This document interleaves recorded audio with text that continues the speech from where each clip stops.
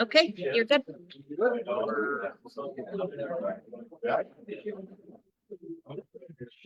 So I went and bought this. Good evening. Get the staff to sit in. All right, how is your honor? Nice. I'm gonna call this meeting to order. This will be a regular session of the mayor and council, city of Bisbee, county clerk chief, state of Arizona. It's being held on Tuesday, May 21st, 2024 at 7 p.m. at the council chambers here in Bisbee. Roll call, please. Councilmember Juanetta Hill is excused. Councilmember Pete Skinner. Here. Councilmember Frank Davis. Mayor Ken Budge. Here. Councilmember Leslie Johns is excused. Councilmember Mal Suede. Here. Mayor Pro Tem Anna Klein. Here. City staff Stephen Pocken. City manager Ashley Coronado. City clerk Carrie Bagley. Finance director Matthew Gurney. Public works director Tim Cox. Police chief Melissa Hartman. City planner Joe Estes. City attorney. Thank you. Great crowd tonight, and we'll get this first little bit out of the way. And for a moment of silence tonight, I'd just like everybody to have a minute of personal reflection. I'll ask you to stand now, and then we'll say the pledge of allegiance afterwards. Thank you.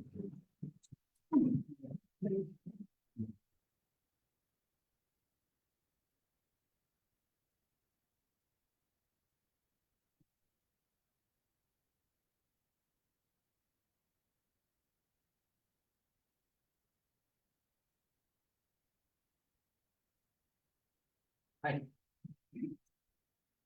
I pledge allegiance to the flag of the United States of America, to the republic for which it stands, one nation, under God, indivisible, with liberty and justice for all.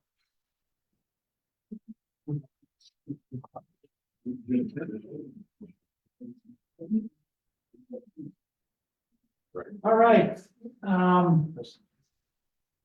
First order of business is my announcements, and tonight's a very fun night, actually. Oh, okay, sorry. It's a great night tonight, because actually I get to announce three things. Got the baseball team behind me, but I'm gonna let you guys, I'm gonna go first on a couple of quick things first. Just to make the announcement, and I'll let at the end, the pool update, but we are going to be opening our swimming pool on this Saturday, the 25th, opens at 8 a.m.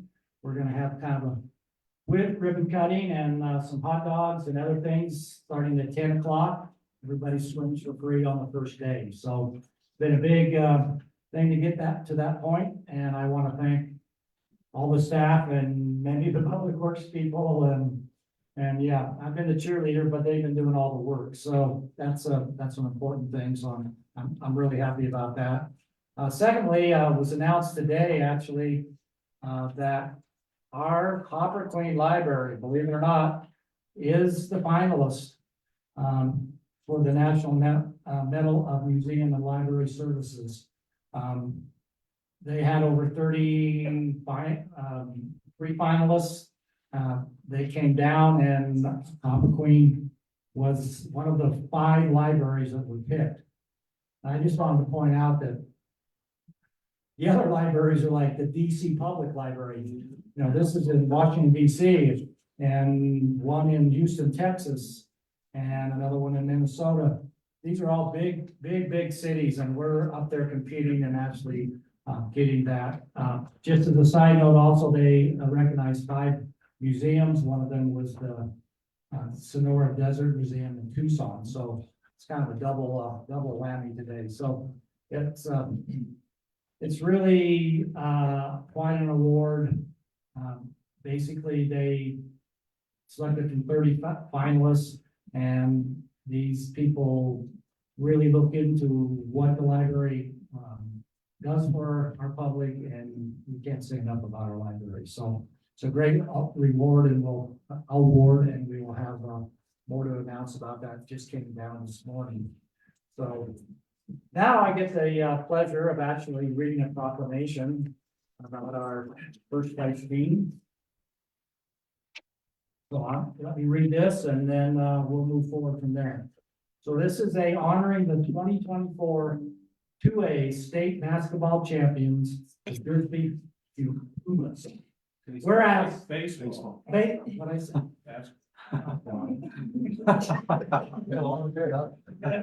What's been that long? It's gotta start reading instead of thinking soccer. All right, honoring the 2024 2A state baseball champions. What is? I guess I played. Yeah, I played the other one. Okay. Whereas team sports offer opportunities to young athletics to excel in their sports as well as providing life-enhancing programs and character building. And whereas the Bisbee City Council recognizes that team sports such as baseball enables all young people to realize their full potential and productivity, responsibility, and caring citizens. And whereas the players, the coaches, and parents spend countless hours at practices, traveling to and from games, supporting the team. And whereas the team has completed a very successful season by defeating Phoenix Christian with a final score of 7-2 for the 2A state championship. And whereas the city of Bisbee wishes to recognize the accomplishments and contributions of all those involved with the Bisbee City High School baseball team. Now, therefore, I, Ken Budge, Mayor of the City of Bisbee, do hereby extend congratulations on behalf of the City Council and the City of Bisbee to the Bisbee High School baseball team and its coaches for such a great job well done. The entire city is proud of all of you and your victory.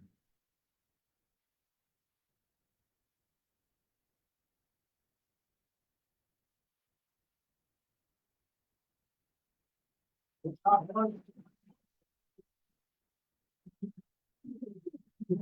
like a couple of minutes to the coach, come up and say, for us. I know you were, I know that was really rush. Everybody talk here? Yes. On my behalf, the coaches, our players and the parents, thank you guys very much. This wouldn't have been possible without the kids' hard work and dedication. Sure. Not just on the field, but in the classrooms also, so.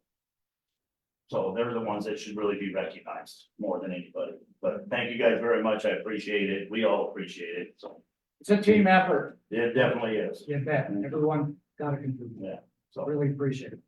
We're gonna take a picture. Come on, guys. Let's all stand up here and we're gonna hand this to your coach. Congratulations, guys. Do it in that corner over there. Yeah. How far? No, boys, squeeze in. Stand up over here. Kind of. Yeah. Wherever you want. Come on here. There's no short one. We're all bigger than me anymore. I used to be tall. We're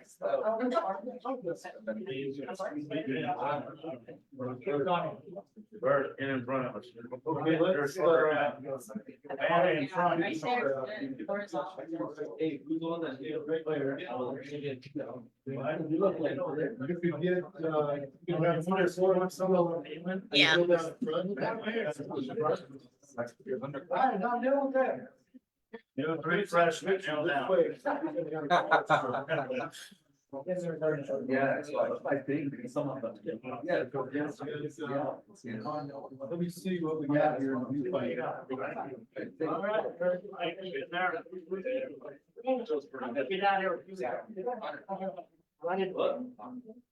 Oh my gosh, everybody's in there. Hold on a second. Look over here. Here, hold that up. There you go. There you go. Okay, now, I'm gonna give everyone a chance to take a picture who would like to. That's the mayor's prerogative without taking it. But I know how proud you are of these folks and I want you to be able to take some home too. And so, okay, you guys all look pretty good, but you need to smile. Right, you just won the state championship for crying out loud. Okay, ready, set, 1, 2, 3. Say Okay. trophy. All right, hold on a second. I got, I don't need to wait 5 seconds. Okay, here we go. You guys, oh, come on, smile. Show us you're the champs. Come on. Ready? Oh, it might be- oh, I think I'll focus the camera. Yeah, everybody give me a thumbs up. Number one. Number one, yes. Number one. Number 1 is fine too, just use the correct finger. Okay? This is going on Facebook. It's a family page, okay? Ready? Okay, big smile. Okay. Thank you. Hold on, don't anybody move. 1, 2, 3. Hold on. 1. We all good? You wanna come up and take that here? Got it, okay? Last call. Okay, thank you very much, gentlemen. Congratulations. Good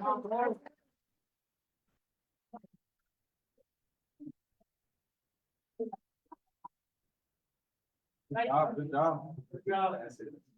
Right. Thank you. Thank you.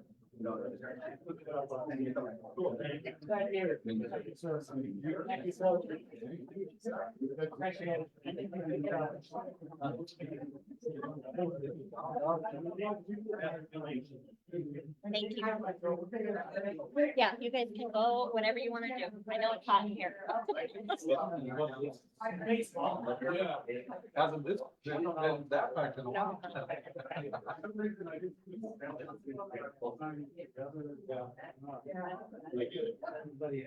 See you later.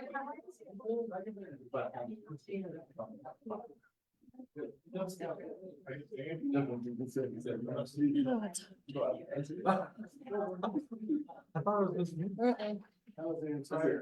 just went from running around. Oh, yeah.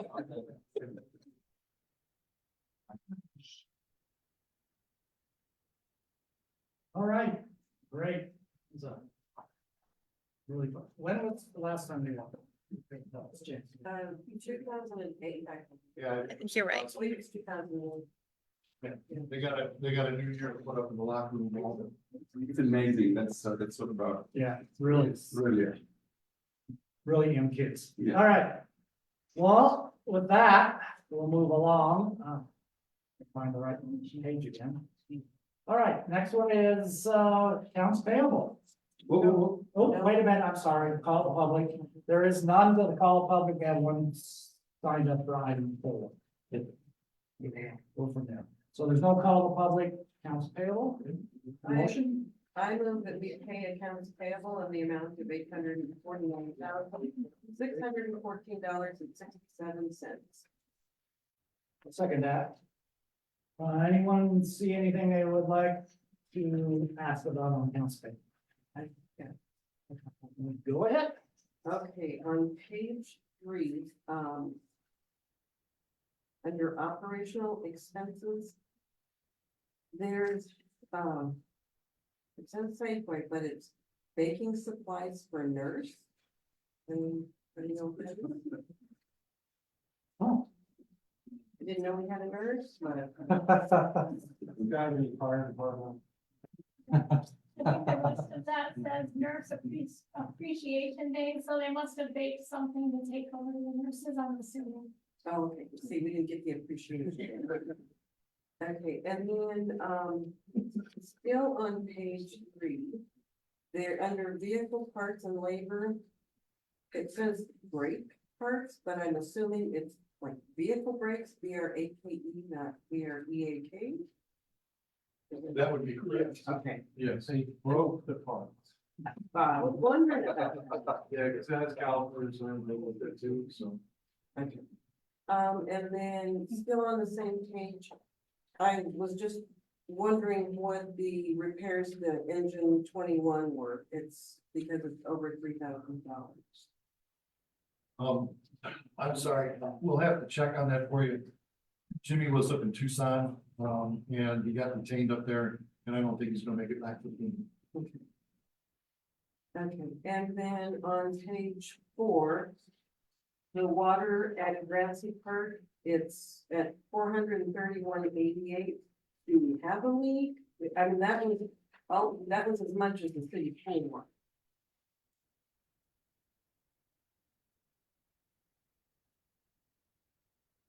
Not that I know of, that's something I will check in. I don't know of any reason why that would be that high, so we will check into that again. The restrooms are open again? Yes. I think one of them is. It's been busy with pool, so I can't have recollection exactly. And Both of them are. irrigation also. Irrigation, yes, is on as well. Okay, but that it was way higher than. The pool, yeah. than- I will check on that and I can send, for the water bill for the pool. Yeah, so it was yeah. You know, it seems that this is a periodic question at the exact same line item. And it seems to happen every time we start.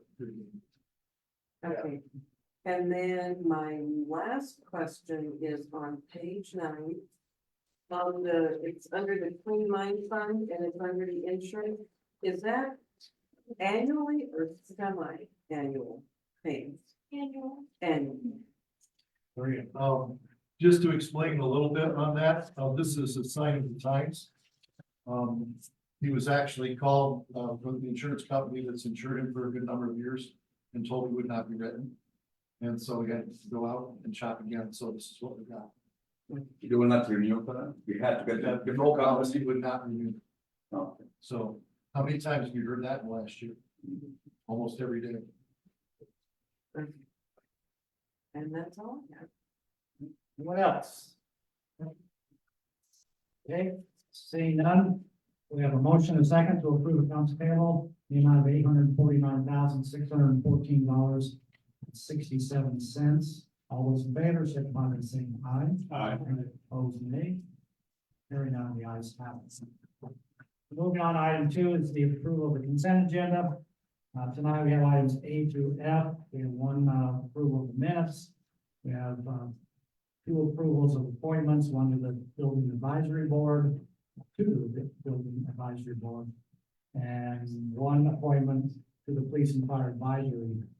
And then we have 2 parking facility, one park facility for flats with the use of Tombstone Canyon. That will happen on October 26th, and another one for extension premises patio permit for electric. Anybody have anything in items A through F? Seeing none, I entertain a motion for the consent agenda. I move to approve the consent agenda as presented. Second? We have a motion to approve the consent agenda, items A through F. All those in favor, signify by saying aye. Aye. Opposed, nay. Hearing none, the ayes have it. So moved. Consent agenda is approved. Under old business, first one will be item 3 is discussion of possible approval of ordinance O-2416.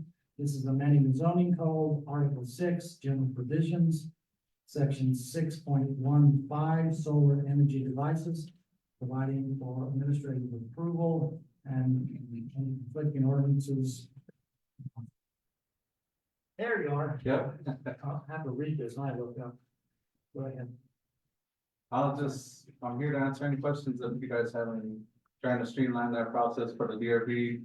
Let them focus on more bigger things that need to be looked at instead of these solar panels that are, becoming real popular now. There's one, and you send it to them, and it doesn't look like it's. Yes, correct. Any questions on item 3? For old business? Seeing none, entertain a motion for O-2416. I do. Go ahead. No, so I move to approve ordinance 0-24-16, amending the zoning code, Article 6, general provisions, Section 6.15, solar energy devices, providing for administrative approval, providing for repeal of conflicting ordinances, and providing for severability. Second? We have a motion and a second. Do I need a second public hearing? This public hearing, that's. No, we need All right, we have a motion and a second to approve ordinance O-2416. Roll call, please. Councilmember Skinner, Yes. Councilmember Davis, Aye. Councilmember Sweet, Aye. Mayor Pro Tem Klein, I, Mayor Budge. Aye. Motion passes unanimously, so moved. Thank you, Mayor and Council. Moving on to old business item 4, this is discussion and possible approval of ordinance O-2417. This is amending the zoning code article 6, general provisions, section 6.8, outdoor storage by adding a new section prohibiting unmodified metal shipping containers in residential areas for permanent outdoor storage and providing for repeal and conflicting ordinances. I'll go ahead and let you say anything you like, and then I'm gonna I have one person signing for call the public. Okay. Or call. Anything you want to present? Not at this moment, well. Okay. Always. Hang around, we have questions. Yep. Is it Lyndon? Joseph? Come on up. I'm Joseph Linden. I was just coming in to state my opposition to this next ordinance because, as a time when families are tightening their budgets, everybody's feeling the crunch. This is a low cost alternative to traditional building methods. Not only that, but it has a really low impact on the environment around it since it can be removed. I'm not talking about taking out any foundations or anything like that. But yeah, as it stands, I'm opposed to it. I know my father's opposed to it as well. That's all I have to say. Thank you. Okay, thank you, sir. So we'll open up to the council. Let me say first that, I had some reservations about this when it came before us before. Kind of about where we were going with it, but that's why we put it out there for the first, reading is so that we can get some, feedback. Feedback I've been hit with, publicly is, what do you mean by unmodified? So since we don't have a definition of unmodified, it's a little hard for me to say, well, windows enough, or paint's enough, or doors enough, or a solar cell on top is enough, or some vent. So, my preference on this right now is that my intention is, and I'm completely open for discussion here, is to table this until such a point that I'll give this back to our city attorney and our staff to go out and look and see what other cities and how they're handling this. Bring us some more information, design guidelines, what unmodified means. A lot of this has to do with aesthetics, so we need to kind of drill down and actually say what those aesthetics, if we're gonna use those as a reason to do so. And once that comes back, I would then be willing to stand up a work session if we need to go over all this, so that we everybody fully understands where we're coming from if we decide to pass this. So I'm gonna open it up for. But I agree. I think we need more definition. I mean, mainly what I think about modifying so they're safe to use. You can't lock somebody in there accidentally. Start with. So, but there's a lot more things to be cleared up there. Yeah, I agree with the mayor too. I think this is a good way to go about it. And we go from there. Definitely, we could create some criteria and come back with you guys more defined, so everybody knows exactly what. Yes. what we're gonna be Everybody looking at. needs to understand this is for storage. It isn't for, if you wanted to refine one into a living space. All those things are still applicable. They're still okay to be in commercial areas, for storage. That's what, or if you're actually in the process of having a building permit, you can use those for storage for building materials or your tools or whatever, as long as there's an active building permit. It's just the full-time thing about setting them down and never touching them. I think we need to have better guidelines on what our building official and code enforcement person can decide on what to do. Yeah, and I can add to this if I may. what the mayor said, maybe we can look at other cities, other town, we'll get a better idea, because we have to also look at, you know, we can just decide because of the look of. I know we did it for safety reason, but we have to balance this, and, I totally agree that we should really look at what's correct. And it would almost have to be on a case by case basis, I mean. As to how somebody would want to modify it and I think placement, you know, where it's placed on the property. And this does not affect commercial properties. No, No, it doesn't, okay. it doesn't. I think that's an important thing. too. Just in R1, Commercial is- residential. is still- Okay. Correct. Go ahead. I think initially the reaction of this was more from an aesthetic point of view. People concerned about these shipping containers, especially ones that have not been maintained, they're rusted, they got graffiti, they end up on somebody's Yeah. front lawn, affecting the property values of your neighbors around you. Correct. That's the initial reaction. I agree with the mayor also that we need to get better, some clarification on what modified means. What are the requirements for modification? From a safety point of view, I did some research on my own. From a safety point of view, I could only find one example of somebody who accidentally locked himself into a storage container. I think that's probably gonna be somewhat of a minimal finding when you guys do further research. But there are some health and safety concerns internal to those storage containers, the types of paint that they use. Some of it has got some health repercussions and so forth. Yep. That's more the issue from a safety point of view, from what I've been able to find out. But I will tell you, we need greater clarification on what modified means. But I think, again, the initial concern, at least for mine, nobody wants to have a rusted out graffiti laden storage container in the front of their street. So that's what we need to be cautious about.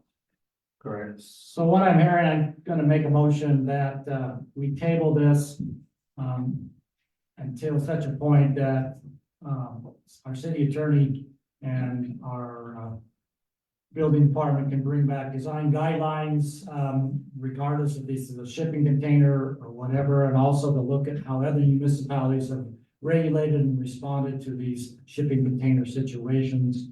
And we'll do this, recall within 6 months, and I'll stand up a work session. It seems like that would be the best way to go. That will be my motion. Thank you. Can you restate that? No. All I know is you got work to do, buddy. So. Motion to table would work for me. Oh, thank you. We will come back. We have a motion to second to table this, to a point that we, receive additional information. All those in favor, signify by saying aye. Aye. Opposed, nay. Hearing none, this item is tabled. So further notice. So the record reflect that Mel said he did agree with the mayor. Yeah, that's. No, yeah. All righty, guys, we're gonna move on to new business without objection, from the council. I'd like to move item 7 to the first order of business. This would be for our chief of police back there. Come on up. This is a discussion and possible approval of resolution R-2409. I'm sorry, that's not that. The chief financial officer. Let's do I'm sorry, without objection, moving up item. The city manager told me to only move up one spot, so I went from 7. You listen to me. I should look at the agenda. All right, item 8, this is discussion of possible approval to accept congressional direct funding for FY 24 through the Brian Justice Grant in the amount of $210,000 for vehicle upgrades. Yes, sir. Chief Cox. All right, Mayor, Council, thank you. This one's pretty simple, pretty cut and dry. It's kind of got double language in there where it says appropriations and a grant. It is not a grant, it is an appropriations from the United States Senate. Thanks to Senator Mark Kelly and his staff, we were able to get this. It has been moved over into a grant funding and grant writing agency just for distribution of those funds. That's why the words grant are in there. I do not have the finalized contracts as of yet, but we have submitted all the paperwork thanks to Carrie, to get the, everything done that we needed to get done. So that's why I'm presenting it to you now, because this money is appropriated. It is for the Bisbee Police Department and only the Bisbee Police Department. If we don't use it, it just goes back in the surplus. So, Is there a match? nope. It's I love $210,000 check. congressional awards without matches. I love it. Yeah. Election. It's a check. All right, sir. I know you have a plan for vehicle upgrades. Yes, it's gonna pay for at least 3 new vehicles. And then we're gonna do some upfit and retrofitting because we still need some radio equipment and things like that. And as you know, that is not cheap, so. All right, any questions, comments? I just think it's great that chief has come through with some more funding. We need to thank one of our senators. Oh, yeah. Kelly, you- Very big thank you. I got one in for a fire truck, so we'll see if that one works. I just have to make this joke, we're becoming like a police state now. We got more. This will fund the prosecutor's vehicle. Yeah, there you go. Prosecutors do. Since you like it so much, how about a motion?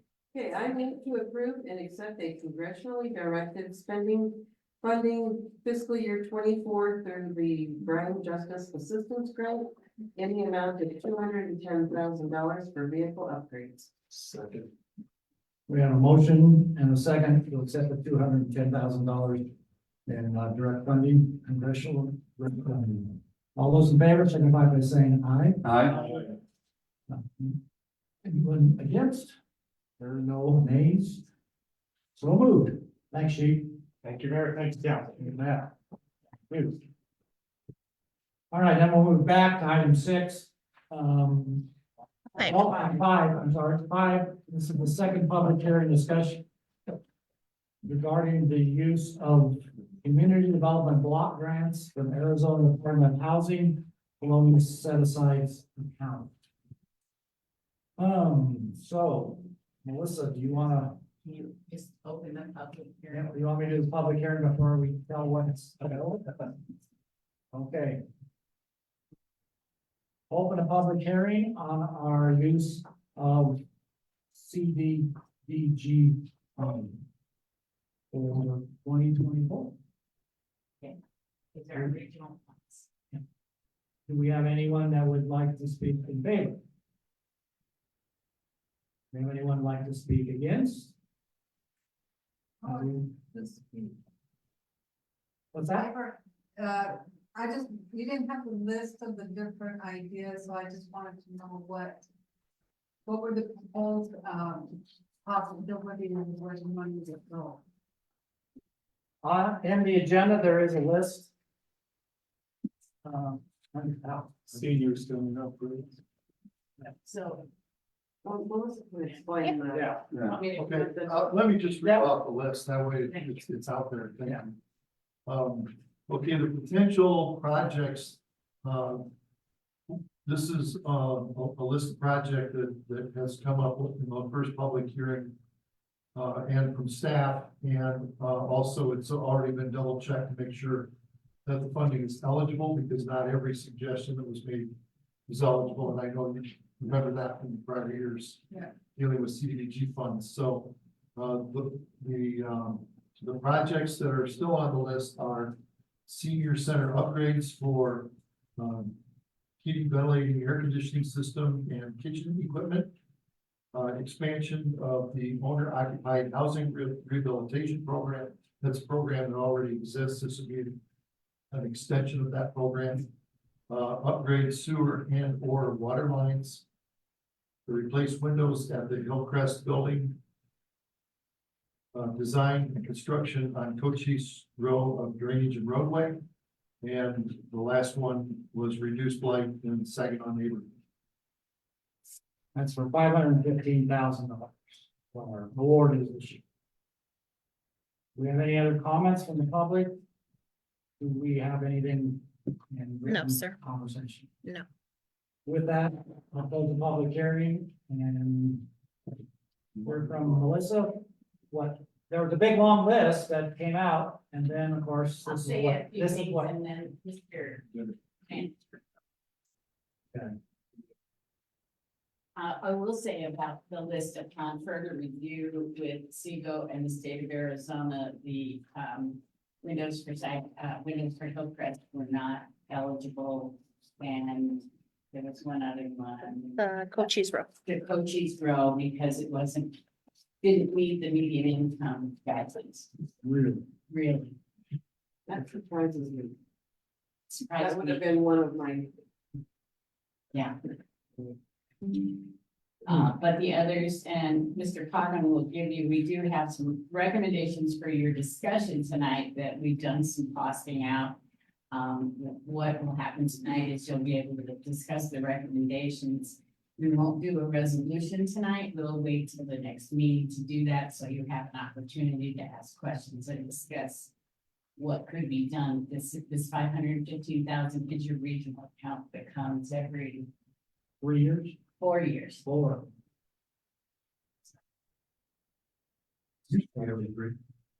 Which. All right, thank you. Mr. Coggan, you wanna? Okay, staff has discussed, and as you can see, has discussed, and in fact, a couple of these got knocked off some just at the last minute in terms of their eligibility, not by staff.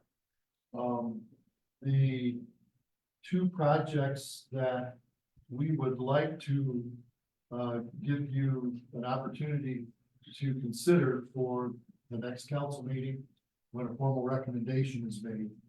Tonight, we're just rolling them out and discussing them, and they'll be up for formal action in 2 weeks, okay?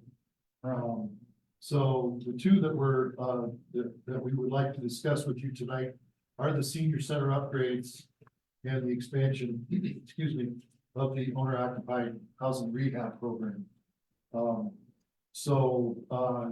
Senior center, first, as you know, we've been incrementally making a lot of improvements to the Bisbee Senior Center over the last couple of years.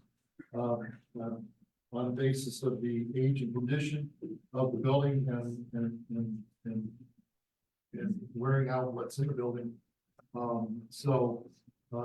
We've done a little checking here. Most of these would have to do with the systems in the building. And we did estimate several items that we plan to recommend. One is a commercial stove. And these are all estimated numbers. They'll have to be bid. $6,000. Replace the water heater, which is 50 gallon. $750. Commercial dishwasher. Let's see, 24.5-inch stainless steel built-in. Yes, crazy. $4,500. And conversion of all systems, including heating and cooling from gas to actually propane gas to electric. Converting the systems is estimated to cost $175,000, along with, any other modifications we may make to the building to accommodate replacing the electrical system or improving the electrical system. And we budgeted $40,000 for that. So the total senior center portion of the CDBG allocation would be recommended at $220,000. Okay, the second project that we're working on to recommend is continuation of the owner occupied rehab in the colonias. As you know, we've been doing this program in Saginaw, which is a designated colonia, but we have 4 colonias. We couldn't find number 5. We couldn't find number 5. Did we lose it? No, Okay, don't worry about it. Okay, this would, this would give us the ability to expand the program. And maybe the first target would be in Bakerville. And although that's, you know, all a matter of what you all decide that we want to do. And so the other colonias are Zacatecas and Tin Town. So we've already done some extensive work in Saginaw, as you know, using CDBG dollars in the last year and a half. We would simply like to continue that program. What we're cost estimating for that program is rehabbing 15 qualified homes, and they have to be qualified yet, and that's in qualification. And we would do those at a rate of $15,000 per home, so that would be a total of $225,000. Any of you who've been out to Saginaw have seen some of the rehab that's already been done out there, along with the workforce housing units that we've been done out there. Is really changing the look of the neighborhood. In fact, we're also starting to observe that there are houses that are not part of any of our programs that are looking better all the time. And so one thing that we've always known is that rehabbing homes and paving streets has a positive effect on people's wanting to make their neighborhoods look better. So, so that's the second project. And then there's a administrative charge to SEGO for administering the program of $50,000. So the total figure here is $495,000, and we have $515,000 is our allocated amount. So this is a little bit under the allocated amount, but only about $20,000. So I don't know if we could stuff something else in there, or just maybe make sure that we got everything covered as we go through the program. But the senior center project is one that has been a crying need for a very long time. The systems I mentioned are all well past their useful life. And in point of fact, some of it's unusable. And we would very much like to continue doing owner occupied rehab, because it's having a very positive impact on those neighborhoods and on. Thank you. That's what we have for tonight. We can, if you all have any discussion or questions, tonight would be a good time. Otherwise, figure we'll be back with a recommendation at the next council meeting. Okay. I'll move this up for discussion. I'll start with. The 750 was for what? I got everything else but that. Oh, 750, that's a water heater. Water. Yes. Else? I don't think that's on houses when they're selected. Okay, it's based primarily on income. Yes. Who makes the final determination? I'm gonna let the lady who does that explain it to you. Okay. Thank you for the question, Melissa, the planner. So we actually do some solicitations in the neighborhood. We join their existing, we put flyers and everything. We then meet with them on a one-on-one basis. We have quite, pardon me, a gathering of documents that they must provide for us, which includes a bank statement. So they are, it's through that we then qualify them. They need to be at least 80% or below the median. Okay, but let's say if you have an excessive number of people qualifying, but you only have so many houses that you're approved to do, who makes the decision on which houses are? Well, luckily we haven't had to make that Really? determination yet. But the Gets out. further we get the work done, I can see that happening. And I think what will happen is there'll be an opportunity for some other CDBG funds for us to expand the program. And also keep in consideration that we have 3 priorities of repairs that we do for that 15,000. So this is roofs, windows, and heating and cooling. So it isn't a go in and fix everything in a home. It's based on the priorities that we've established for safety in these homes. That's great. Can I ask one question? I mean, we've been doing it under the other CG money Right. for colonials. Yes. This can be used in anywhere. No, this is, still has to be, that program is a designated colonies program that is eligible under the regional funds. So this 515 still gotta be. Yes, Okay. yes, sir. All right, just checking. Because there is that other program, but we were getting 18,000, right? Per house, and we didn't say that. That was 15 also. That's 15, yeah. All right. I could add one quick thing on the 15,000, that there is no payback for the homeowner on this. There are quite a few reasons why we are settling right now on the 15,000 as opposed to, going up in the dollars. So even distribution, no payback from the homeowner, and we're getting great feedback from the Great program. Comments on senior centers or any other? The only other one, but I think we might be able, we were talking about improving sewer lines up Zacatecas.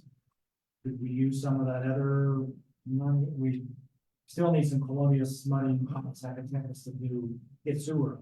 Yeah, and we, This won't cover it, but no, but study or whatever. yeah, and basically you see by what Mr. Hogan read to you that there's that 40,000 and then the 20,000 left over, which in my mind is contingency for overruns. And I think, yeah, we should Stuff leave like some that, free money. so- We have to. yeah. And so depending on how we spend it, there could be enough to get that study done. I will also tell you that CEO highly recommended that we do 3 or less projects. A lot more for them to take care of. Well, they usually charge 12%. We got 10% on this one. Good deal. Well, just by way of commentary, and as you know, this is a program that's been around for a very long time. For a very long time, it kept getting smaller and smaller as well, which is the reason why it went out to more years in between allocations. So that there was enough money to do a reasonably good sized project or two when our turn came around. Saginaw, the streets in Saginaw were paved, same program as this. The streets in Bakerville were paved with this program. So over the years, there's been a lot of CDBG regional fund dollars that have been allocated towards neighborhoods where we can make real improvements to the community. So it has been a valuable program, and I guess sometimes you have to think back and remind yourself, oh yeah, we did that. I get over to Saginaw a lot because we've got a lot of activity going on over there. And those streets have really held up very nicely. They're still in really good shape. And so are the streets in Bakerville, although they're a little bit newer, so. The sewer in Tin Town also? No, the sewer in Tin Town was a special program. And that was also, no match. Yeah. That was 100% funded. Okay. Well, given the CDBG projects that we've had before, I'm really surprised that Cochise Road drainage is not. It really surprises me. I mean, I'm happy to go back and have them recheck it. Yeah. But we spoke with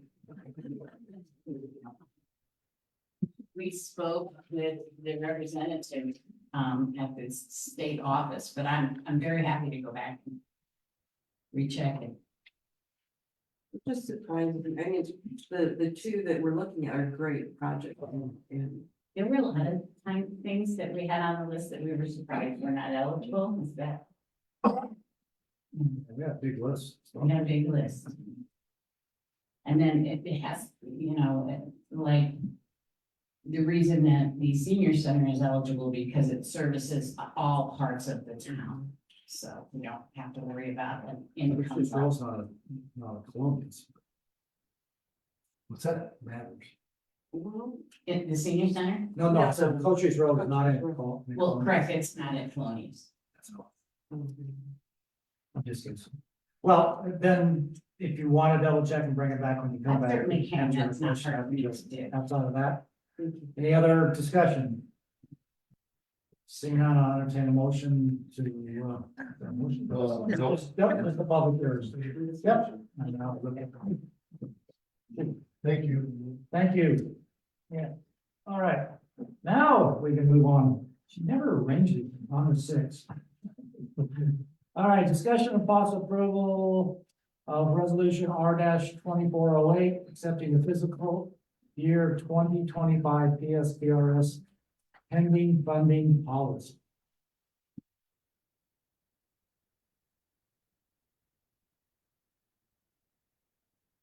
This package.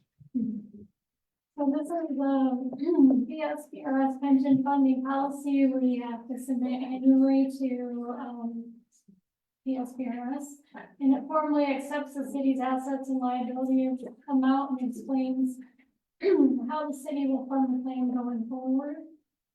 As of June 30th, the city had 224,000 more in assets and in liabilities. And the plan is to keep the police and fire pension plans fully funded, making additional payments as necessary. The city is working towards setting aside 1.5 million for this purpose, and 400,000 will be set aside by the end of this fiscal year. All right. Just something of note in the, in this, in June 2017, it was pushed from 20 years to 30 years back, which increased the amount of interest we're gonna end up paying, but I see now that the police department's funded at 102% and the fire is at 99.8, so we're not behind at all, what, 27,000 or something? And we could pay that off in a heartbeat, out of the reserve fund, when it becomes necessary, you know. Nope. No, 101% looks beautiful to me. Oh, yeah, the bottom for both of them. I think I read something about there was some small amount that was unfunded this year. Yeah, well, if you split police and fire, okay, the accrued liability for the police fund is $254,000 Ahead, ahead. yeah. I'm sorry, and the accrued liability for Bisbee Fire is $29,689. So it's just a tick. Can I ask why is that? That would be my say, why the fire department's coming below? Is there a reason? There's a lot of variables there, Mel. Part of it is investment strategy, but I'm not, it won't be in this case because the funds did well. It could be because we anticipate certain level of employment. That's why I thought. There's a certain amount of money that goes into the fund when you have a certain level of employees. That level, we still didn't quite make that level in the last year. So that would be my suspicion to be the real culprit. Probably that. Now, if in the next 12 months, we're fully staffed in the Bisbee Fire Department, it might end up 102% funded like the police fund is now. So, but this is the beauty of what we're doing with that contingency fund. That the body people asked us to put together. We're not gonna worry about $29,000 under because the other fund is $250,000 over 10 times. And so taken together, we're over 100% funded. If it would happen that we have a bad investment year, and this 101% would dip to say 98 or 97%, and we'd have, say, $100,000 or $150,000 at the end of the year of unfunded liability. That fund that we're building right now, that's where we would cover it. And replace it the next year, So always so try. we're doing way better. This makes me really happy. Yeah, we do have a commitment for the bonds, but that's always, we know what those are. Exactly, they don't go anywhere. All right, any other comments? Then I'll entertain a motion for item 6. Somebody, I move to approve resolution R 24 8 approving the PSPRS pension funding policy for fiscal year 2025. Second.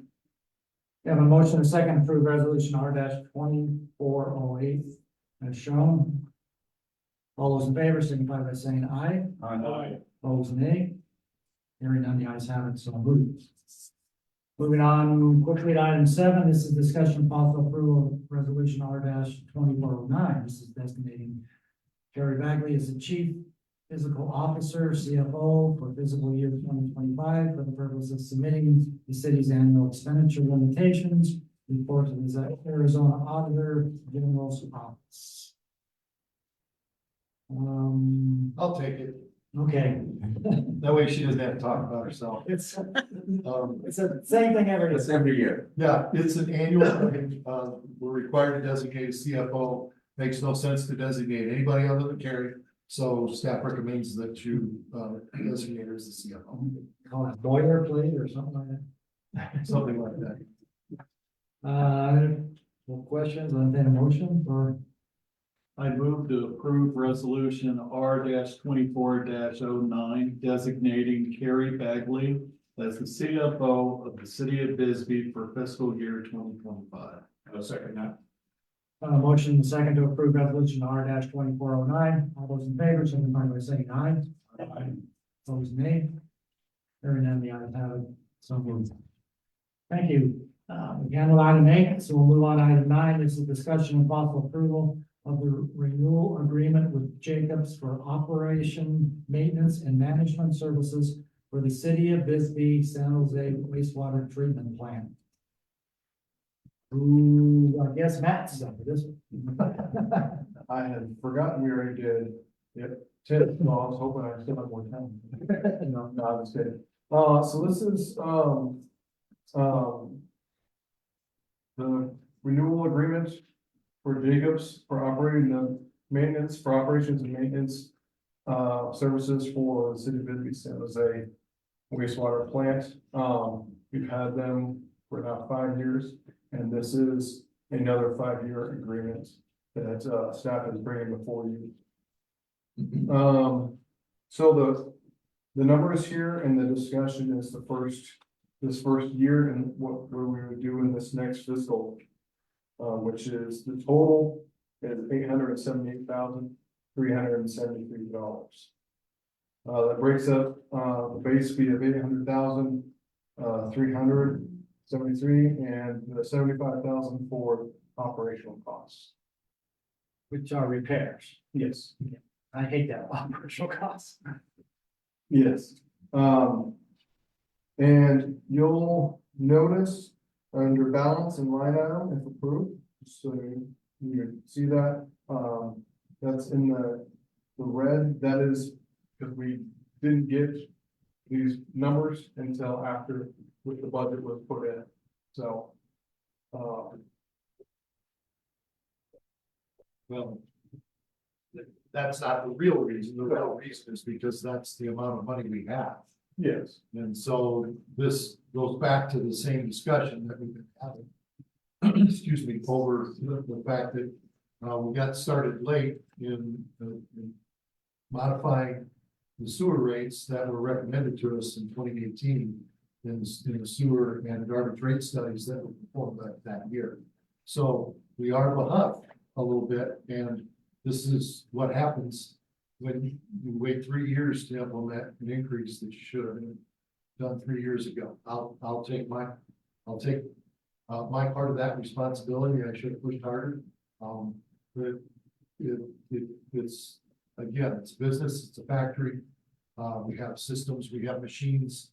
They're getting old, they're breaking down. They need to be fixed, they need to be rebuilt, they need to be replaced. So this is manifesting itself now in the budget. You can probably expect another rate increase sometime in 2024. We did one in 2023. That rate increase probably covers this $33,000 deficit. So, but I don't like being break even, so that means that next year we're gonna have to look at it. And if you approve the budget as it's currently configured, There is money in this budget to do a new rate study since the old one is down. 6 years old? Yeah. 2018. Yeah, I ran some numbers and what I came up with was about a 4.3% increase this year, from last year. With inflation the way it is, that's what it came out to be about $22,705 more. Than what we're paying, well, per month this year, so that's The 4%. the adjustment that went on the sewer bills this year, I want to say it was $1.79, $1.74, $1.70 something. Okay, it was 3%, 3% in this instance is $1.70 something. So, I mean, I don't want it to sound huge, I just wanted to make sure that, because $1.75 a month from everybody 12 times is a serious amount. Open up for discussions. Yeah. Go Can I ahead. start? Yeah. Okay, I have a couple, so. On the budget and the base fee, the 75,000, just for clarification to the public and to us. We're not giving him the 75,000, that 75,000, we have it budgeted in case we need to do repair. Yes. So that money is with us, something happens that needs to repair. Okay, because what, if we read through the contract, it says the contractor will pay. The contractor is not paying, we are paying, but we have budgeted this amount for him. Am I correct? That's correct. We just will have to clarify this. Yeah, we get a monthly bill from them. Or whatever, and we have budgeted total of $75,000 that we'll be spending on it. So we're not giving him that money, we just to be clear, Yes. that money is. That stays with the We city. may use it, we may not, we may use 25,000. Am I correct in this? You're absolutely right. Okay. The second, now, some technical questions I have, if we go to, maybe that's the lawyer will help me with, I don't know. On fines and civil penalties. 10.2. Number 10, fines and civil penalties. That'd be under. Section 10, yep. Yeah, 10. I have a question on this because this leaves us open as a protector of the taxpayers. It says contractor will not be liable for fines with civil penalties that result from violation that have occurred prior to commencement dates of renewal. In the case of Jacob, he is ongoing. So if we renew and he had done something that was faulty, we are He's saying. covered under his current contract. So this is the renewal contract. The renewal contract starts at this date and goes forward. It's saying everything prior to the renewal contract, any fines or penalties wouldn't be under this contract, they'd be under the prior contract, so they would still be responsible. So he will still be responsible. I just to clarify this, so just make sure it's clarified. So he will be responsible because he's ongoing. Because he's ongoing. If it was a different contract. Then I can go with you, but in this case, we need to make sure, I guess, that's somehow there's enough, clarification on this. Okay, I go to number 12, so this is in your possession. We'll go to labor disputes, number 12. And it's 12. I have trouble with this one.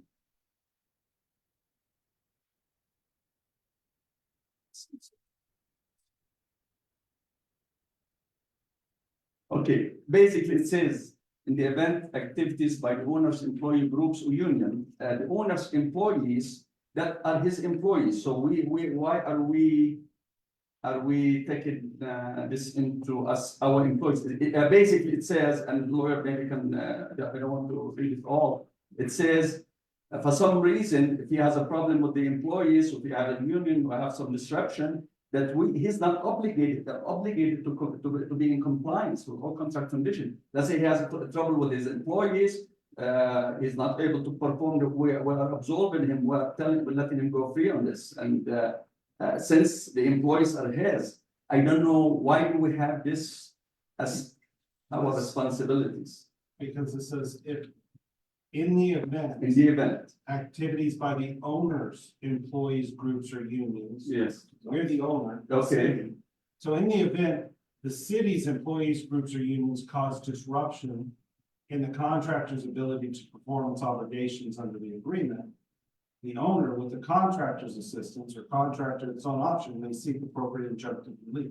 This is protecting them if we don't have any owner, union agreement, so we don't have that issue, but this is a standard protection agreement in a contract like this. If the owner had a union or an employee group that interfered with the contractor's ability to do the contract, then the contractor wouldn't be liable. Like the employees are his, I just want to know. The employees are ours? In the event, any city employee. No, The employees that work at the plant, I thought that was his. yeah, but the Matt's employees go rogue. If they do something at the plant, that's what covers him. But the employees work for him, he's the operation, But if my employees, if your employees. for some reason, go mess up something at the plant, he's not Okay, liable. we need a clarification on this. That's. No, it specifically says, in the event activities by the owner's employees. That's It's- Why we will disturb, why would, Because sometimes We if, hope not. you would hope not, but if someone from Public Works did something that disrupted the operations of the plant, Jacobs is not responsible for that disruption. The city would be. Yeah. Because it's our employee. This specifically says, in the event that the owner's employee get something. disrupts the contractor's ability to carry out their functions.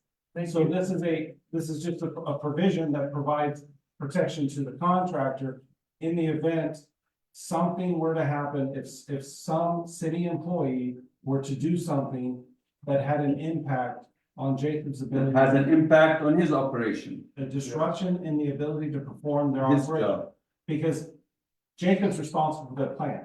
yeah, The city handles all of the sewer lines outside of the plant. outside the plant, and I'm just talking about the plant.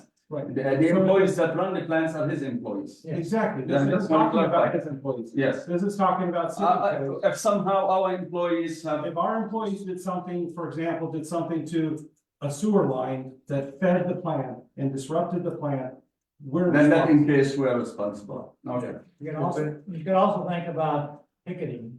If they picketed the plant and they couldn't get across to get into work or something, it's that kind of thing. Yeah, Okay, number 13. In the case of unforeseen circumstances, owners agree to pay any cost, including without limitation, all overtime charges and additional equipment charges incurred by the contractor in connection with unforeseen circumstances. And you know, I'm having trouble unforeseen. I've seen it used in a couple of situations where all the liability, all the issue comes back to us. So how do you define unforeseen? And we become responsible for all of this. For overtime, now, I'm talking now, in this case, correct me if I'm wrong, it has to be clarified in case of overtime of his employees. Am I right? Unforeseen circumstances is defined in section 3.22.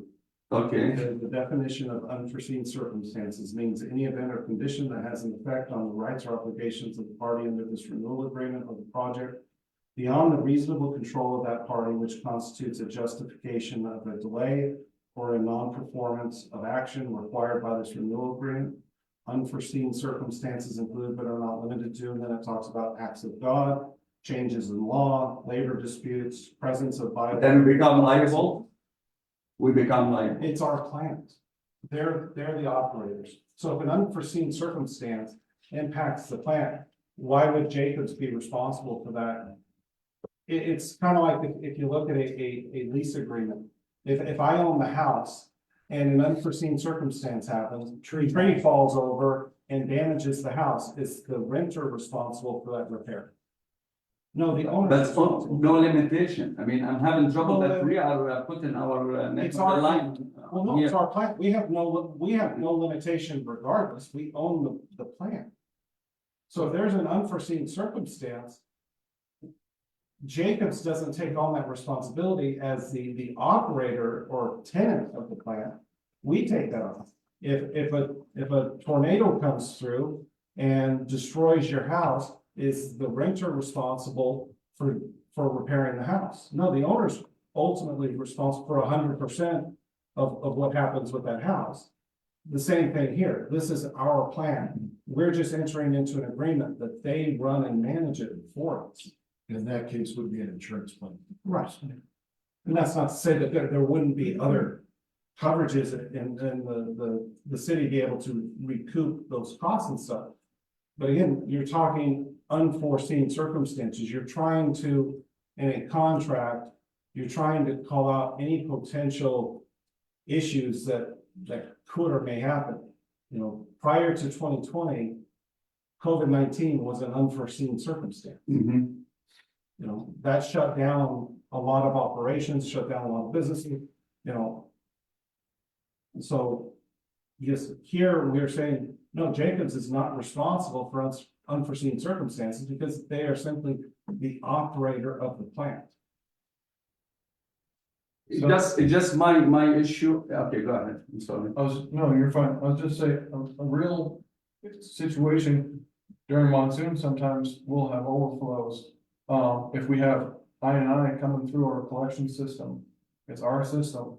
And we have I&I because it's a 100-year-old system, sorry. If inflow, I&I is inflow and infiltration into our pipes. Rainwater. Okay, yeah, well, during rain event, and this happened back in 2018, or 2019, I can't remember. There was a major rain event and it caused an overflow through our pipes and it caused overflow at the plant. They took care of it, but if we got charged by, or got any fees by AEQ, that would have been to us, not Fines them. and penalties. Because again, it's an unforeseen circumstance. It wasn't caused by their negligence or their failure to operate the plant properly. It's something that. You know, the reason I brought this up, because I have one, and thank you for all the answers, but the reason I brought all this up, if you go to warranty, contractor warranty should not apply to any defect which results from ordinary wear, I can understand that, and tear, I can understand that, misoperation, he's the operator.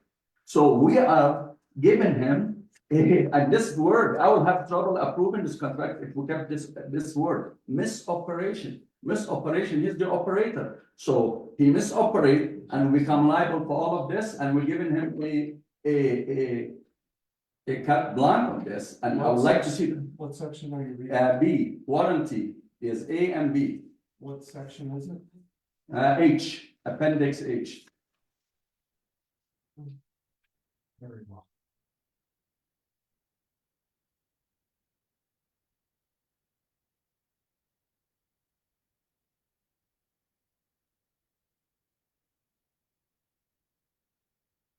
Okay, appendix H is a supplemental appendix that allows them to provide additional professional services that's not currently contemplated and not currently part of this agreement.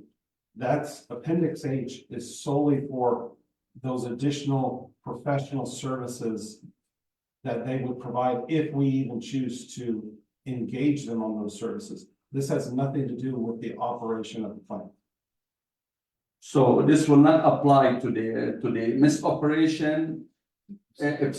Yeah, the word, I'm having trouble with the word misoperation. It's misoperation. Yeah, I'm having trouble with this because he's the operator and we paying him $800,000 to operate the plant. Okay, I will go along with everything else we said, but I will have trouble really going along with that word unless we go back and. Again, this is not part of their ordinary services. As you see, it says the below referenced supplemental terms and conditions shall apply to engineering and consulting services. Okay. By the contractor during the. By the contractor, yeah. If we choose to engage them, these are supplemental services. This is their standard supplemental term that they add on to. For example, they have the same supplemental term that they would do these services for other plants that they don't operate. This is a standard form term, but again, this is only for additional work. It's not additional work. It's professional services. They offer additional services that we have not used in the past 5 years. Maybe I can explain it, maybe I can't. So they're an engineering firm. Yeah, Okay, so, now, our agreement calls for operating the plant. But let's say that we would want to, add, say, something that we didn't add when we originally built the plant, like a drying bed. That would have to be engineered and then go off a bid and be constructed, okay? That's outside the contract that you are contemplating tonight. So what that says is that if we chose to engage them to do engineering for us for that new drying bed that we didn't put in the original proposals or the original build of the plant, then now Section 8 applies. And it only applies to the engineering. So their performance of the engineering service would be subject to that appendix. So it's something we're not doing and we're not contemplating, but if we did, then it would apply. And I would also point out, you have to read the entire sentence. It says Yeah. the contractors want, and again, this is for professional design services. This is not what we're providing for under the main contract. This is an optional service that they've included to have these terms in the agreement if we choose to use them. And it says that results from ordinary wear, tear, misoperation, corrosion, erosion, noise level, and operating conditions more severe than those contemplated in the original design, or a defect in a process or mechanical design or equipment furnished or specified by owner or others. This has nothing to do with. but, It has nothing to do with their. yeah, but Joseph, operation. but all along the year, and I'm glad we're explaining this, but throughout the year, they are using services. They are using, they are. We are not using their professional engineering services. That's out of scope of the current contract. Yeah, we have not, this has not been used in the last 5 years. We have never used these services from Jacobs.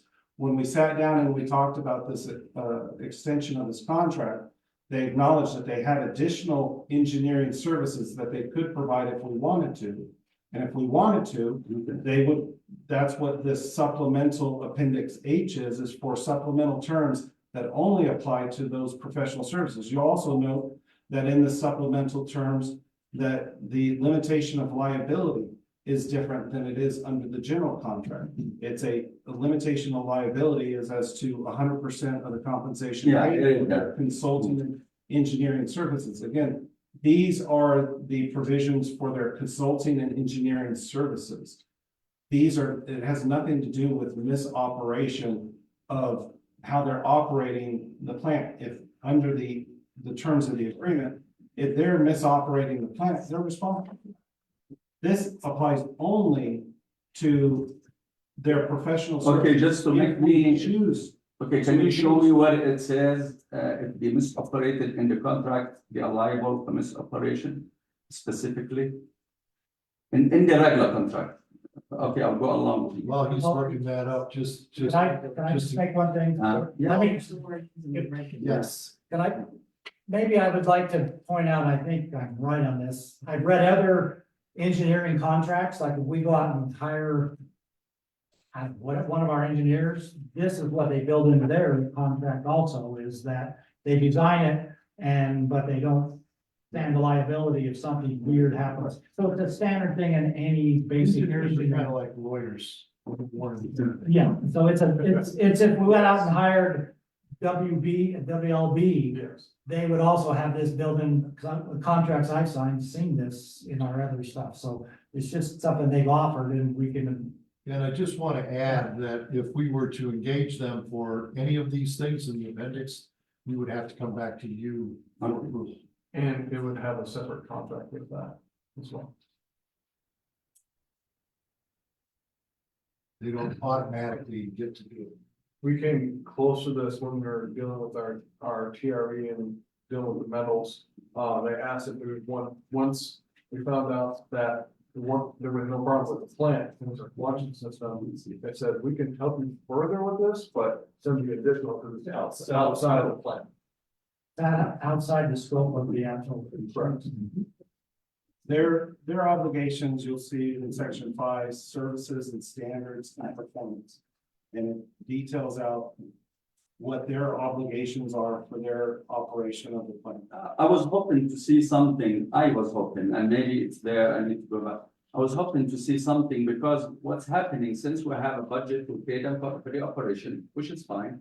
And then we're liable for breakage, we're liable to replace, I mean, it's all the burden is on us. I just feel maybe. Yeah, we own it. Yeah, but we are giving him this to operate it, and it should be some kind of, some kind of, strong, clarified, because we don't know, he said it's broken, and then what, I mean, where do we go about this managing of the equipment? I mean, I would like to have seen something on this. So you're to protect us against if their employees are faulty Yes, for some reason. Is that what you're kind of yeah. referencing? Under 5.5, that's what it says. Says degree of skill and diligence normally employed by operations and maintenance personnel performing the same or similar services in accordance with the prudent wastewater treatment practice and requirements of the Chicago Agreement. So. Mayor, I read that, Yeah. believe me, I read that, but there's nothing, I mean, we don't have, basically the wording are there. I'm not talking about the general wording. There's a lot of general wording, they are responsible, they're supposed to, but there's no, like, we can come back. Let's say an equipment that we had to replace $50,000 or $40,000, he comes to us, oh, the equipment broke. Okay, we go and we replace it because he will tell us, oh, I did everything right and it's broken. We go and replace it. We just don't have a way to go back and ensure that this was done. That's my, we should have something.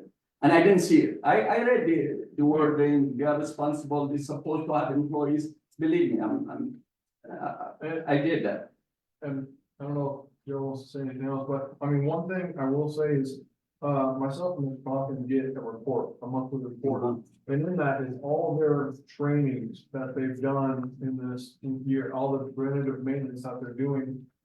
They have a long list of trainings. These are not guys that are just from out of the, construction field going in here and just working on this. These are guys that have to test into it to get these jobs. Well, and just one more comment in that regard. They also, they list their maintenance routine and they report on their maintenance routine. And I was here for the first 8 years of the operation of that plant. And that maintenance routine wasn't nearly as good as it is now. So, because we're staying with the same contractor, in this instance, I feel very confident because I know the quality of the operation and I know the people are, they're doing what needs to be done to properly operate that plant. I have no doubt, Steve. I have no doubt that it's not, and I'm just talking about the technicality. I trust what you guys are saying. And I It would just, feel the same way you do. yeah, I mean, like, I don't know anything. He comes in, you come to us and say, well, this piece of equipment broke and we need that, and we did this last year. My question is, how did you ensure that was the case? This is, I think that's what I'm trying to get. We don't have a. And we can go back through those monthly reports and say, Yeah, oh, okay, well, they did this and this and this on that particular machine, so it's been maintained. And if I maybe, yeah, like with the belt press, I yeah. went out physically and seen the condition of that belt press. I think even. Oh, I was out there several times. Yeah. Well, it was slowly deteriorating. Yeah. Yeah, there was different stuff that you could definitely tell. Hey, yeah, we've seen it. He's not just blowing smoke. I guess it's built on trust. Well, there is an element of that in there. Yes. Well, I mean, it's also, but it also, there's industry standard wastewater treatment practice is a defined term. And it's spelled out that. Yo, I read that. I mean, believe me, I've done manuals in my life, operations manuals, how to do. We do that, but just for me, like the issue, maybe we need to have some kind of audit on this. That's That's what I'm coming to. Believe me, I saw we have employee manual, we do training, we have the checklist, I've seen all of that, it's not the issue. The issue is, it's a big contract. This is why, it's not like, it's a huge contract, and I'm sure they're doing okay. It's like, you have to know, I'm not coming from that point, oh, they're terrible. I just want to make sure that we're doing all of it. If they break something, if they do something improper, if they're not following. How do we ensure? Okay, exactly. Wastewater plants, then we can say you're in violation of the agreement. That's what I want to know. How do we ensure that's happening and we have something that We do that through our monitoring and our oversight of the contract, like we've done for the last 5 years. I mean, Those reports are real exciting. but that's not something necessarily that would be a term of the agreement. That's something that's on us. we have to make sure it's done. We would have the same thing if it was our own employees. I mean, how are we sure that they're doing their job right? It would be the same thing with our employees. That's my 2 cents worth. All right. That was fine. Okay, who else has a I just wanted to work with money, that's all. Another quarter. Anybody else have one? And it's specifically says, either party may terminate this agreement. Yeah, I- Consider a breach, but if there's a breach and they're doing something that's improper, we Just and I read that, the breach, and we can, and if we find something on this, we can terminate. I don't have, I'm just having a problem with the, how do we get back? How do we, it's a big lump, we're paying him, he's the operator. You explain the mess operation, I had trouble with that, but that's if he did something extra. Because that's what we're paying him all that money. We pay for the equipment, we pay for the electricity, we spend, what, $800,000. Well, just keep in mind that the alternative is we hire our own employees and we spend $800,000 a year doing that. Yeah. It's not gonna cost us not gonna that. be cheap, I guarantee it. If we can find. But what you're talking about is oversight Yes. and management, and that's Yeah. part of Yeah. the obligation of the city. And make sure that they understand this, and we go back, and when they say we replace this equipment for $10,000, we ensure that was the case, that he's an employer, he has employees, we don't have oversight on that. So if he brings an employee, this is the issue we have, and I know that's the best we have, Steve. You have a guest minute to understand. We don't have direct oversight. So he hires an employee that doesn't do a good job, but in the end, we are holding the bag. That's my issue with this. We're holding the bag, we have to take it. And keep in mind too, that people who operate wastewater treatment plants are licensed. And I believe there's 4 different levels of license. And so that license not only ensures that they have reached a certain level of competence, but it also, it also comes with standards that they have to live up to. And if they don't, we had a situation back in around 2018, there were some standards that weren't met, and people ended up without a job. And so this is a profession where you not only have to prove your competency to get the job, but you have to maintain those standards to keep a job. I might add, we're not the only ones that are looking at them. ADQ is in constant communication with them. They have to do labs every day. They're doing labs. We already had a wastewater plant ADQ audit a couple months ago.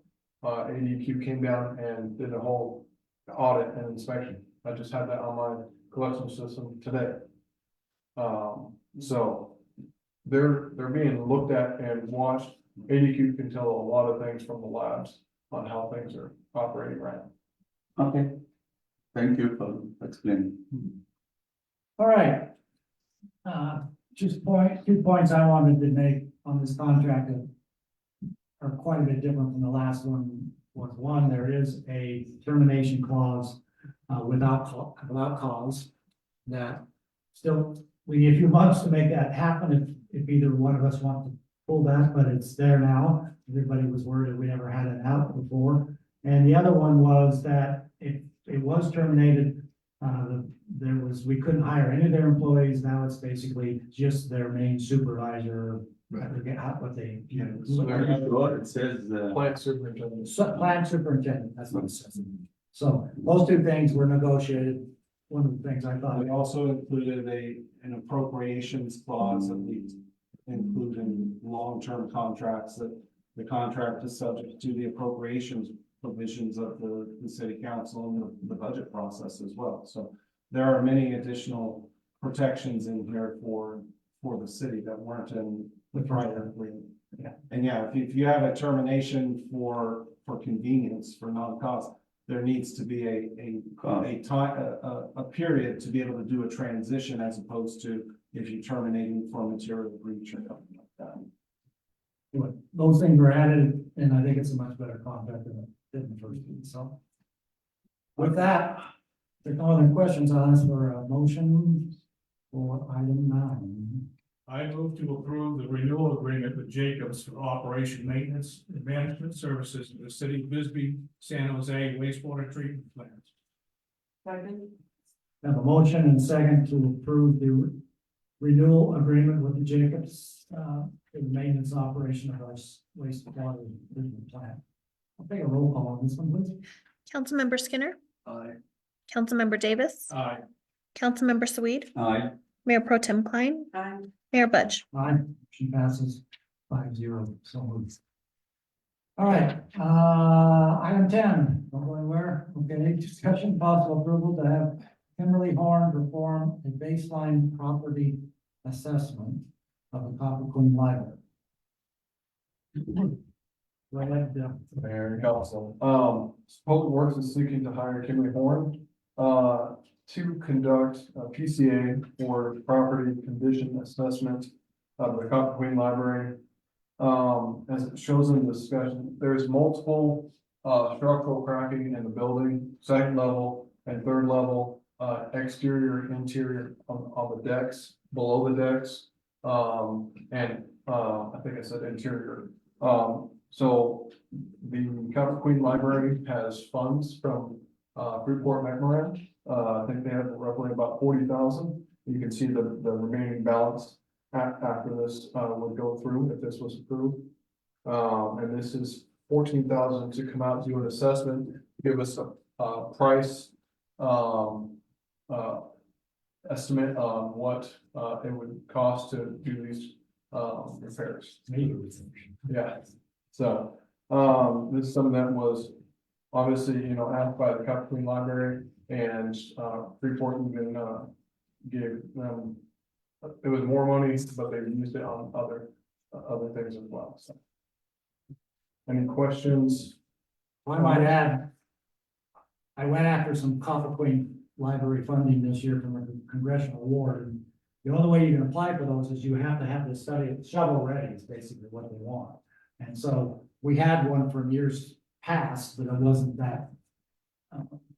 The structural. Part wasn't handled. Was inadequate. Yeah. Yes. So, even though there wasn't any money directly for libraries this year, there might be if we have this report and ready to roll with it, we could go in and ask for it next year, under historic buildings, if it's not for libraries. So you need these things in order to apply for grants for the big bucks to fix it. So, that's the first step. So that's why I support it. Yeah, I've just got a question pertaining to the company, Kimberly Horn. Is that somebody we use for a lot of different things? Yes, thank you. Kimberly Horn is one of our on-call engineers. We went out and procured, went out to bid for engineering, and they are one of 4, I believe, engineering firms that we have on call. Yeah, Okay, they also are doing the bike lane. yeah, they're doing a lot of different things. They are involved in business. Any other questions? Okay, my question is on the, how long, we're gonna do the report, how long would this report serve us in the future? If we needed the money, how long we can utilize this? The mayor said we can get to go and so, we need some work, we need money for this. How long would this report be able to utilize? For how many years, for how many? I mean, we can just do it and then sit on it. I mean, the assessment, it's still an assessment. And it'll give us everything we need, like, the Westland Engineering did a preliminary engineering report for the Old Bisbee Sewer Lateral project. We're still able to use that, we're just updating it to go out for other grants, so it's still good, even in the future. The cracks aren't gonna, I mean, they're not going away, but what will happen is that as it. 1 year without funding or maybe Yeah, two, then you have to that's go my back and find the new amounts. So you just go back out and say, okay, how much now to fix this crack? Yeah. It was 10,000, now it's 20,000. There might be some, like Stuff the like mayor that. said, we might have to, get updated pricing, from the company if, nothing works out right now. Any other questions? Seeing none, I'll take motion on the last one, item 10. I move to approve to have Kimley Horn perform a baseline property assessment, PCA, on the Copper Queen Community Library. A second that. A motion, a second, to approve Emily Horn to perform the baseline assessment on the Copper Queen Library. All those in favor, signify by saying aye. Aye. Opposed, nay. Hearing none, the ayes have it. So, Thank you. thank you. All right, city manager's report. Thank you, Mr. Mayor, and I'm gonna take the prerogative to give what I think will be the final pool update. I was up there this afternoon and I had a couple conversations, both with the, public works personnel, and with management. The county health department visited today and did the final inspection before we could open the pool. And in the past, this has always been shall we say, an intimidating experience, especially depending on who the inspector was. I am delighted to report that before I could even arrive, the county health inspector was done. All of the systems are go. There's only a couple things that we need to do before he comes back around on Friday to issue our certificate. And they're really important things. And I mean, they're important, they're just not anything to do with what we've done so far. There's a hand dryer in one of the restrooms that is not functional, we have to fix it. That can be done in a day or so. And the rope on one of the donuts that you throw into the pool to save somebody needs to be replaced, and so that's already been shot for. And there you have it. If we can get all that done on Friday, the pool, as of 4 o'clock this afternoon, was a cool 74 degrees Fahrenheit, which, depending on what kind of a swimmer you are, you consider that good or not. But it's a lot higher than I expected it to be at this point. And I'm just delighted to see what it looks like there. I'm delighted to get to share in the excitement that is building in the community. Everywhere we go and everyone we talk to is just, waiting. My only fear at this point is that we're gonna overload the place on Saturday. But if we do, that's a happy dilemma in my book. We have published the schedule. This is on the city website and on the city Facebook page and on the Facebook pages of many of the rest of us, because we want to make sure everybody has the schedule. It also includes the cost to swim. And a lot of people have asked about whether or not we're going to do the passes. The answer is yes, we are. And new this year, this will take a little getting used to, but you should be able to buy your passes with your credit or debit card online. So I'm going to defer to somebody else to tell you how to do that, because I'd probably tell you wrong. And of course, we will be celebrating on Saturday at 10 a.m. with the ribbon cutting and hot dogs. that the mayor had mentioned, earlier in the meeting tonight. So you're all invited. It's a great day in Bisbee. And the long road is over. Might wanna suggest the alternate parking lot that's to the west. Yes, what's the name of that street? The one that goes up from across from St. Joseph. Higgins, is that Higginsville? Higginsville, yeah. The one that goes up from the old, St. Patrick's grade school. You know what it is? Is it Higgins? It is Higgins. It's steep. It's a steep one. But we're going to have, Bisbee Police Department make sure, that there's nobody parked up there that shouldn't be, because sometimes they do. And we'll have that cleared out on Friday so that there's plenty of extra parking on Saturday, because you may have to walk a little ways to get to the pool if you're not there at 8 o'clock in the morning. So, and Mr. Mayor, that concludes my report. All right, well, concludes tonight. I make a motion to adjourn. Second. I'm a motion second to adjourn, all those in favor, signify by saying aye. Aye. We are adjourned. Did I hear a no? I'm just kidding.